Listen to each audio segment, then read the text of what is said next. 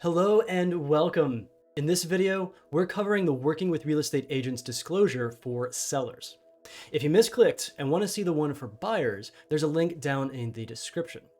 And if you want your own copy to take notes on, I've also got a link to download one for yourself. The Working with Real Estate Agents disclosure is a form agents use to make sure the general public is educated about the services we provide, the different types of agency, and who's acting in their best interest. This form is not a listing agreement or contract, and in no way obligates you to work with the agent or their company. The listing agreement is a contract you sign later down the road once you've decided which agent and company you want to represent you.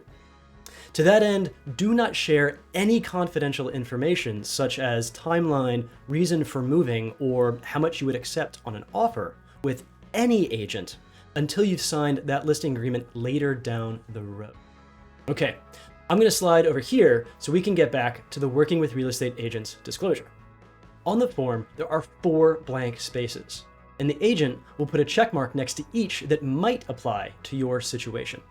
The first is seller's agency, and that means the agent and their company will solely represent you, and they cannot share any confidential information with a buyer or buyer's agent. Next up is dual agency. Dual agency occurs when the company is representing both you and the buyer at the same time. In dual agency, the company and its agents must treat both you and the buyer equally and fairly. The most likely case of dual agency is when the company you're listing with has a buyer who's interested in purchasing your property. An extension of that is called designated dual agency, and that's the 3rd blank on our form. With designated dual agency, the company still represents both you and the buyer, but they assign an individual agent to each party. That agent must not have any confidential information about the other party prior to their assignment. This helps the company and those agents more fully represent you and your interests. And finally, we have buyer's agent working with an unrepresented seller. This is also known as for sale by owner or FSBO.